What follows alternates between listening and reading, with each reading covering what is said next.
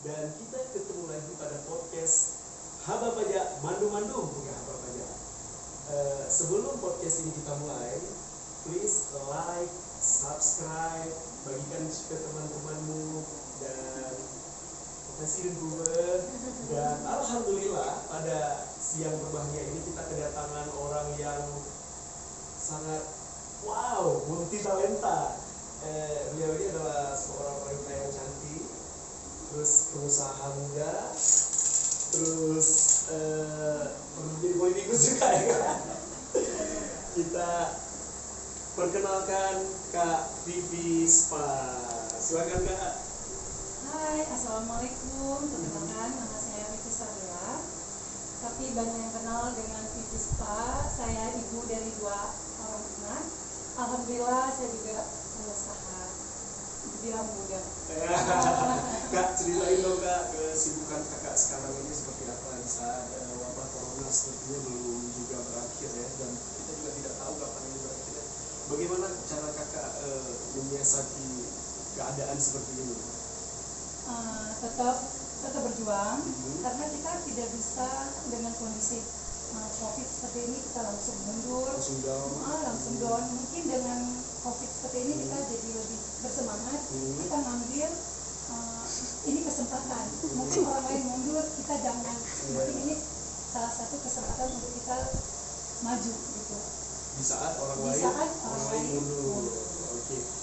Ini sorry Kak, semoga informasi yang nggak salah ya. Saya dengar kakak sebelumnya betul-betul dari nol ya Kak, from zero to hero. Ya, bagaimana ceritanya bisa menjadi seperti sekarang ini, mempunyai berapa cabang Kak? 7 ya? 4 dan mau ekspansi ke Aceh Barat juga ya? Mau ke ya. Oke. Ceritain dong gimana step by stepnya dari zero to hero, terus apa tantangannya nih Kak? Ya, saya waktu itu masih kerja ya, saya kerja di spa terkenal juga di Jakarta, dan spa itu buka di Aceh. 5 tahun saya bekerja di spa sebagai terapis. Jadi saya benar-benar yang terapis gitu, yang terjun gitu ya, 5 tahun. Setelah itu menikah, punya anak, dan tsunami. Jadi saya hamil itu 3 bulan tsunami 2004. Setelah tsunami anak pertama. Setelah tsunami selesai saya kontrak. Tadinya nggak niat sih, cuman karena saya banyak pelanggan, saya sempat idola waktu idola di tempat saya bekerja. Jadi paling cantik mungkin. Itu bonusnya. Tapi yang penting kita dalam bekerja, bagaimana kita merangkul tamunya, melayani mereka dengan sepenuh hati, dengan ikhlas, pasti mereka akan mencari gitu ya. Waktu itu saya udah nggak bekerja, tapi pelanggan saya semua mencari. Padahal saya waktu itu belum buka usaha, tapi mereka datang ke rumah kontrakan saya. Mereka mau rambutnya di ini, pokoknya semua peralatan. Dan rumah waktu itu kan masih kontrak. Kan tsunami, jadi kita memang nggak punya apa-apa gitu kan. Terus kalau dibilang modal, nggak punya modal, karena kan saya ngerjainnya di rumah. Terus pelayannya itu di kamar mandi jongkok gitu. Terus keringin rambutnya pakai kipas angin sambil ayun anak. Jadi memang benar-benar yang saya nanya dulu gitu, mau nggak kayak gini? Oh nggak apa-apa gitu, yang penting nggak pergi yang pegang mainkan gitu. Dan itu sempat setahun. Setelah itu kita ngumpulin sedikit, dan memang tidak ada modal sama sekali dari keluarga atau kita sendiri, kita tidak punya tabungan. Hanya tabungan dari yang kecil-kecil itu kita kumpulin, kita beranikan diri buka sewa ruko, cari yang paling murah. Awalnya di Kampung Laksana. Jalan Dharma di belakang Pertamina. Sampai sekarang masih ada ya? Di situ sudah tidak. Sudah tidak. Jadi setahun kita buka di situ. Alhamdulillah melambung ya, banyak gitu ya customer. Cuan. Terus tahun depannya langsung kita sewa ruko yang lebih besar di Masjid Al-Huda yang sekarang. Tahun selanjutnya ada rezeki, kita langsung bisa beli ruko di sebelahnya. Beli. Alhamdulillah. Jadi dan itu setelah dari berapa tahun? Setahun. Jadi prosesnya setahun. Setahun nyewa ruko kecil, terus nyewa ruko besar. Setahun kemudian kita beli. 3 tahun beli ruko. Kita bangun rukonya. Bangun. Kita beli tanah, kalau ditanya modalnya berapa, modalnya nggak tahu berapa, tapi modalnya berani aja. Oke, berani memulai ya. Ya. Ini juga mungkin untuk pejuang-pejuang receh, jangan menganggap itu sebagai recehan, tapi iya. just do it, lakukan aja, insya Allah miracle happen. Iya. Ya, jadi tidak ada yang tidak mungkin di Tidak dunia ini ada, kayak. benar. Oke. Terima kasih sekali, ini sukses story-nya luar biasa, semoga menginspirasi kita semua. Apakah kakak pernah berpikir untuk menyerah?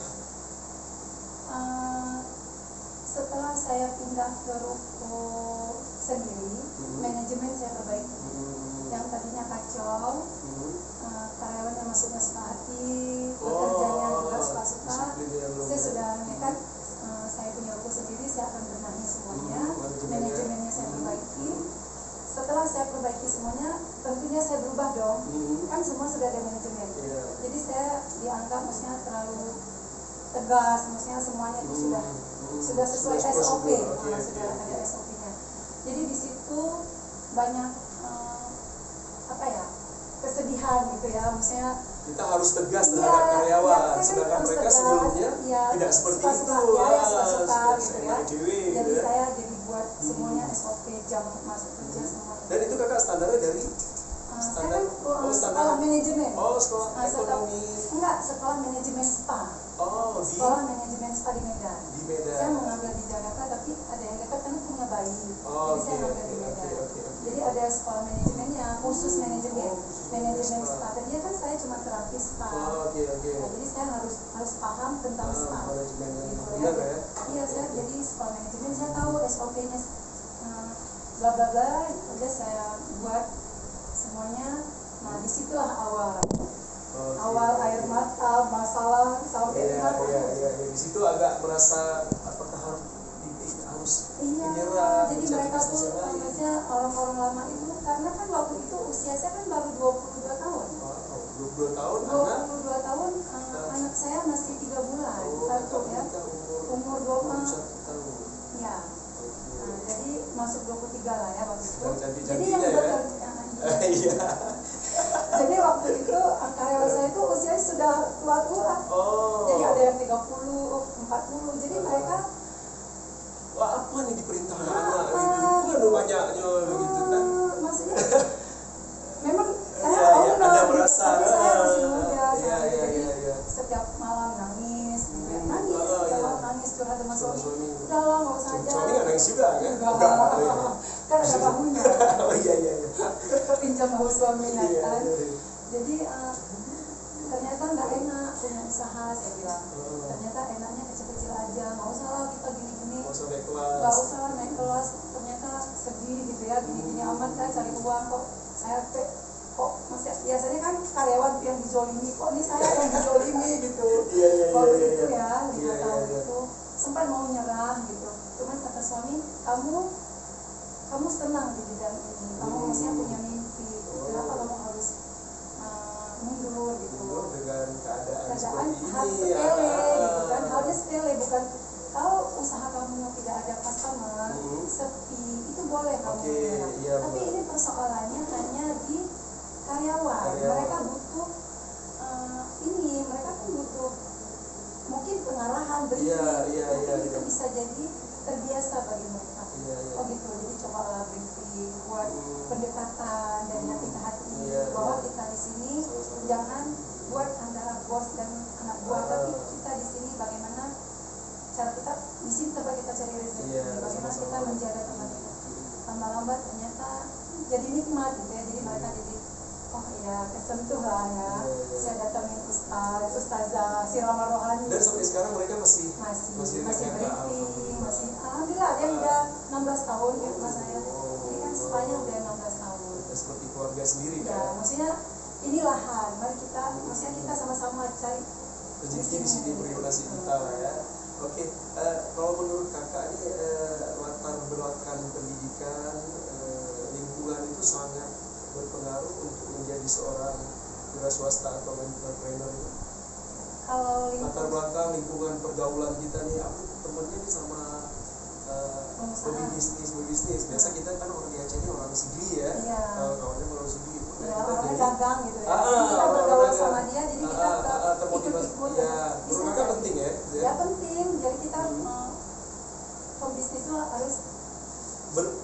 kualitas itu biar jadi motivasi kita tetap termotivasi, di saat mereka juga sukses ya. Iya, jadi kita lihat dia sukses, bagaimana dia meniti karir, seperti itu. Jadi nggak semuanya buka usaha langsung, pasti punya tahapnya.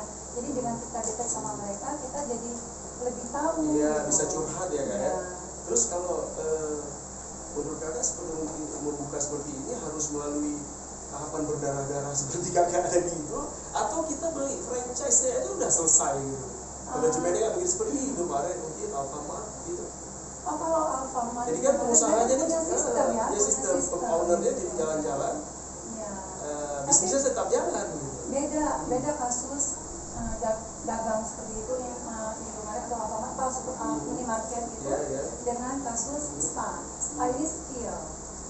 Kalau Indomaret atau apa sebagainya ya, itu tidak perlu, mesti training 2 minggu mungkin mereka selesai. Tapi kalau untuk spa itu mereka skill. Yang dihadapi ini manusia. Jadi bukan perasaan ya. Iya, bukan cuma dia jago potong rambut, tapi dia juga harus jago bagaimana dia melayani. Dia harus tahu melihat customernya ini lagi seneng nggak, apa dia lagi punya masalah nggak. Jadi kita harus bisa baca situasi, harus baca karakter customer. Jadi di saat customer datang, ini customer itu macam-macam, datang ke spa itu kan pengen relax. Kalau wajahnya si terapis cemberut, dia datang mau happy, apa dia nggak tambah stres. Jadi di terapis itu diajarkan bukan cuma skill, tapi diajarkan bagaimana dia harus menguasai customer itu, bagaimana dia. Jadi terus mau cara bicaranya gitu. Yang tadinya cuma mau potong rambut, nggak mau nambah ini. Saya ingat marketing KFC itu. Marketing tambah kentangnya, tambah gitu, benar, usaha ya. Kalau dia mau, kalau dia nyaman dengan kita, pelayanan kita, cara bicara kita, pasti dia ya udah dia aku mau. Kalau juga aku punya waktu gitu kan. Nah, jadi kita training terapis itu sampai ke situ. Jadi kalau mau punya usaha yang sesuai bidang itu lebih bagus. Yang sesuai keinginan kita, dan kita happy di situ ya. Sesuai dengan ini kita. Bukan apa namanya ya, skill apa namanya ya. Passion kita. Jadi mesti passion kita. Jangan maksa. Lihat orang lagi tren kopi ini terus kita buka juga di sini. Kalau kita masih ini kan suka minum kopi. Terus menurut kakak ini kelebihannya menjadi entrepreneur ini apa ya dibandingkan usaha-usaha lainnya seperti mungkin ada anak-anak kuliahan ini setelah selesai kuliah aku jadi PNS aku jadi ini, apa sih kelebihannya menjadi entrepreneur ini? Kelebihan entrepreneur itu yang pertama dikenal banyak orang dengan positif ya, bukan dengan bagusnya gitu ya. Terus bisa membuka lapangan pekerjaan juga gitu. Bagaimana orang sudah kuliah tidak ada pekerjaan, jadi dengan kita wirausaha seperti ini kita kan bisa banyak mengurangi pengangguran, otomatis kriminalitas. Jadi terus kita bisa banyak beramal juga ya dengan banyaknya usaha, dengan kita jadi wirausaha otomatis kan kita punya income, jadi kita bisa berbagi lebih. Tapi kalau kita nggak punya usaha untuk sendiri ya kurang mungkin ya. Kita berbagi. Jadi mungkin lebih banyak yang positif. Jadi yang kakak rasakan juga dengan berbagi ini akan ada the power of giving gitu ya, seperti kita bertambah-tambah harta kita seperti itu. Seperti janji Allah dan Rasulnya. Pasti. Ada merasa dengan berbagi ini kita sepertinya kalau aku berbagi omset bertambah. Itu luar biasa. Itu Okay. Memang nggak bisa dijabarin, memang itu harus do it ya, lakukan dan kamu akan merasakan. Ikhlas gitu. Ini memang harus gitu. Selain zakat itu memang kita harus ada yang spesial lagi yang kita buat. Oke, berarti kakak selama ini bayar zakatnya luar biasa ya. Tapi bagaimana nih bayar pajaknya ini kak? Kira-kira dari saya dengar kan dari teman-teman AR KPP Banda Aceh, karena kan kakak terdaftar di KPP Kantor Pelayanan Pajak Banda Aceh. kakak bayar pajaknya luar biasa bagus ya di saat orang lain menghindar pajak gitu kan. So, kakak malah membayar, tapi jangan gara-gara ini kakak malah kamu bayar, orang lain nggak bayar, aku nggak bayar juga. Tapi apa motivasi kakak untuk membayar pajak gitu? Saya bayar pajak bukan ikut-ikutan, tapi memang punya kesadaran ya sebagai warga negara yang baik. Kita kan harus punya kesadaran. Lagian pajaknya juga kecil kok, cuma 0,5% ya kan? Iya, luar biasa. Iya, jadi nggak seberapa gitu. Jadi apalagi apa ya? Sekarang kalau saya kan UMKM ya, UMKM masih di bawah 4,8 miliar, masih di bawah 4,8 miliar. Jadi nggak ada masalah besar untuk membayar pajak gitu. Jadi saya rasa biasalah gitu ya, untuk bayar pajak itu nggak jadi hambatan gitu. Untuk pemirsa juga sekitar informasi bahwasannya ini program insentif pajak yang kami pemerintah ini sampai dengan bulan Juni tahun 2021. Ya, semenjak COVID ya, jadi ditanggung sama pemerintah. Pajaknya sampai bulan Juni aja, tapi setelah harus bayar. Endorse ya, jangan minta bayar ya. Tapi benar loh, saya dan suami kan kita manajemen ya, suami juga ikut di. Sangat support ya suaminya. Jadi kalau belum bayar pajak dia tuh jadi langsung, aduh nggak bisa kemana nih, mau beresin pajak dulu. Jadi memang dia sebenarnya yang sangat antusias. Pas kita mau ngajak kemana, aduh nggak bisa mah, ini mau bayar pajak dulu belum beres gitu. Jadi yang paling rajin ke kantor pajak suaminya. Oke, luar biasa. Jadi saya diinfoin sama suami, kita memang harus punya kesadaran. Memang pajak ini sifatnya kan memaksa, tapi manfaatnya juga kita bisa dapat, ya kan? Seperti contoh pembangunan di Aceh itu dari pajak loh, pembangunan jalan, jembatan. Tapi juga kita sebagai pengusaha, kita berharap sama pemerintah untuk lebih perhatian tentang jalan, jembatan, pembangunan masjid, karena kita selalu membayar pajak tepat waktu. Masya Allah, luar biasa. Jadi ada satu ustaz kita nih yang sangat support dengan pajak, Ustaz Masrul Aini. Beliau mengatakan pajak jika dibayarkan dan diniatkan untuk sedekah bernilai ibadah. Bagaimana tanggapan kakak Vivi dengan pernyataan Ustaz Masrul Aini tersebut? Apakah kakak Vivi setuju? Zakat kalau dibayar dengan ikhlas, pajak diniatkan untuk sedekah, jadi dapat bernilai ibadah. Oh, ibadah pasti dong. Masa kita bayar pajak, udah aku bayar, tapi aku nggak ikhlas. Tapi kita bayar, jadi kayaknya rugi ya, rugi gitu, bayar tapi nggak ikhlas. Jadi mendingan ya udah, ini kewajiban, kita bayar dengan ikhlas, anggap ini sedekah juga. Ya kan yang dibangun juga jalan, untuk kemaslahatan bersama, untuk kita pakai mungkin masjid juga, pembangunan kita ibadah, kita dibangun jalan, kita di jalan itu kita warawi diri untuk cari rezeki dari hasil pajak. Iya, karena zakat tidak boleh diperuntukkan untuk pembangunan jalan. Iya, zakat untuk makin mustahilnya. Benar. Jadi kalau menurut aku benar sekali, nggak apa-apa. Jadi pahalanya jadi banyak. Oke, Kak Vivi, thank you. Ini kita dari ujung acara nih, Kak Vivi. Ini kita challenge ya, nggak perlu jawaban ya, cuman pilih A atau B gitu. Pilih Instagram atau TikTok? Instagram. Kualitas atau kuantitas? Kualitas. Investasi emas atau arisan? Emas. Oke. Buka cabang di Aceh atau di luar Aceh? Yang utamanya? Luar Aceh. Investasi selanjutnya insya Allah di luar Aceh ya? Berani, luar biasa. Ini seperti Cudnyadin. Buka cabang baru atau coba bisnis yang lain? Buka cabang baru Ya. Karena sudah tahu selahnya ya, Kak ya. Terus fitness atau sepedaan? Fitness.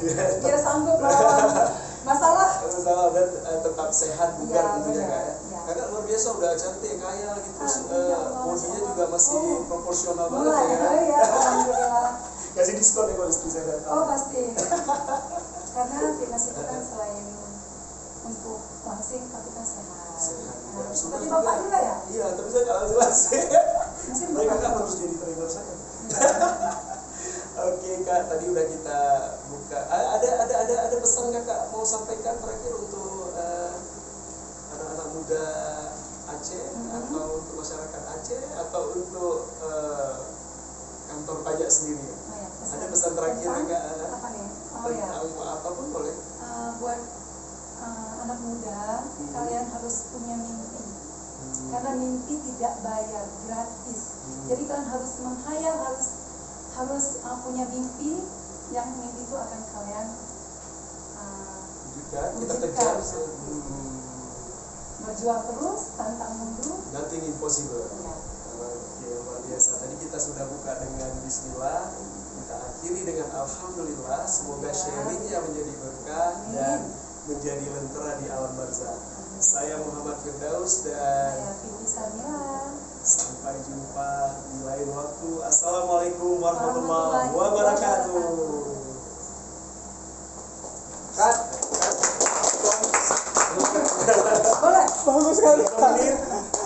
Bagus ya? Sudah selesai. Berapa menit ini?